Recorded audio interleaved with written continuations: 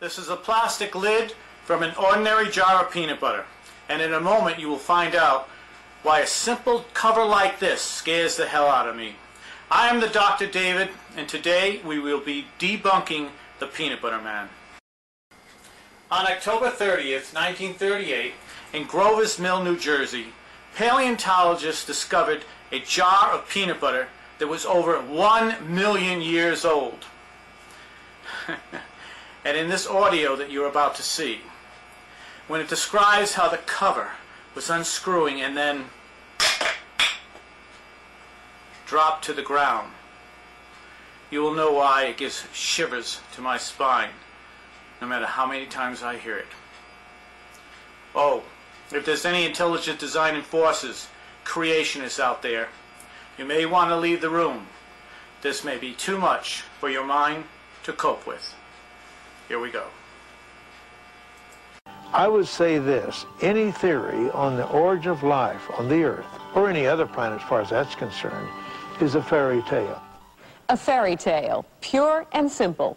Life from non-life, apart from God's direct intervention, is a fairy tale.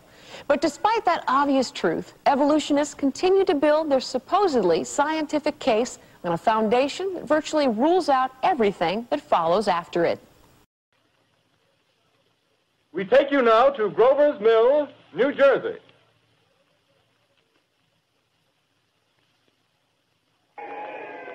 Ladies and gentlemen, this is Carl Phillips again, out at the Wilmot Farm, Grover's Mill, New Jersey. Professor Pearson and myself made the 11 miles from Princeton in 10 minutes. Well, I hardly know where to begin. To paint for you a word picture of a strange scene before my eyes, like something out of a modern Arabian Nights. Well, I just got here. I haven't had a chance to look around yet. I guess that's it. Yes, I guess that's the thing directly in front of me. Say the atmosphere, the background of this fantastic scene. Hundreds of cars are parked in the field in back of us, and the police are trying to rope off the roadway leading into the farm, but it's no use. They're breaking right through. The car's headlights throw an enormous spotlight on the pit where the object's half buried. Now, some of the more daring souls now are venturing near the edge. The silhouettes stand out against the metal sheen. One man wants to touch the thing. He's having an argument with the policeman. Now, the policeman wins. Now, ladies and gentlemen, there's something I haven't mentioned in all this excitement, but it's becoming more distinct. Perhaps you've caught it already on your radio. Listen, please. Do you hear it? It's a curious humming sound that seems to come from inside the object. I'll move the microphone nearer. Here. Now, we're not more than 25 feet away. Can you hear it now? Professor Pearson? Yes, Mr. Grover. Can you tell us the meaning of that scraping noise inside the thing? Possibly the unequal cooling of its surface. I see. It's smooth, and you can see its cylindrical Just a minute. shape. Something's happening. Ladies and gentlemen, this is terrific. This end of the thing is beginning to flake off. The top is beginning to rotate like a screw in the... Move it! Keep back! Keep back! Keep those men back! Keep back there! Keep those idiots back! Shoot off! The top's loose! Look out there! Stand back! Ladies and gentlemen, this is the most terrifying thing I've ever witnessed. Wait a minute.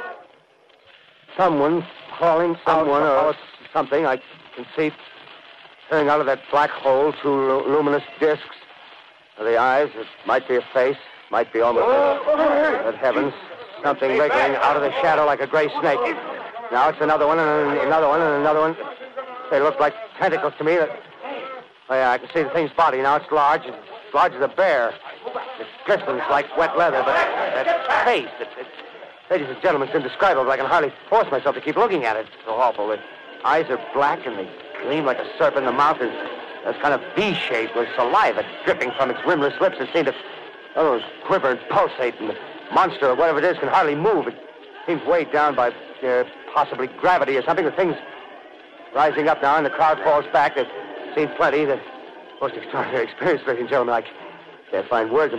Well, I'll pull this microphone with me as I talk. I'll have to stop the description until I can take a new position. Hold on, will you, please? I'll be right back in a minute.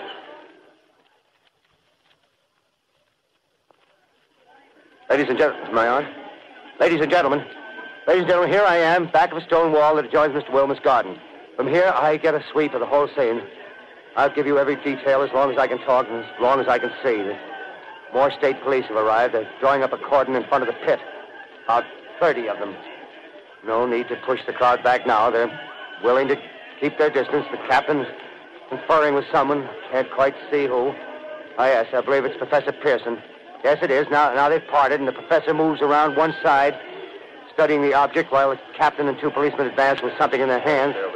I can see it now. It's a white handkerchief tied to a pole. Flag of truce. If those creatures know what that means, what anything means. Wait a minute, something's happening. Humped shape is rising out of the pit. I can make out a small beam of light against a mirror. What's that? There's a jet of flame springing from the mirror, and it leaps right at the advancing men. It strikes them head on. Oh, Lord, they're turning into flames. Now the whole field's caught up by the woods, the barns, the gas tanks of the automobiles spreading everywhere. Coming this way now, about 20 yards to my right.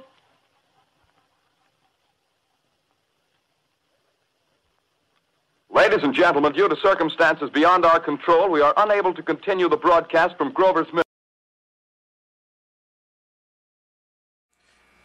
Unable to continue broadcasting. What really happened in 1930? Life from a peanut butter jar? Proof of evolution. Believe it or not.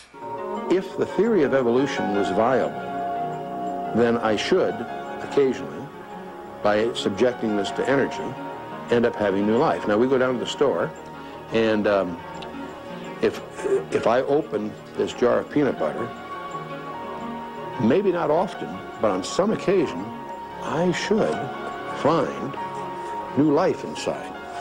And so, when we open the jar of peanut butter, we look in there, there's no new life. And aren't you glad, okay?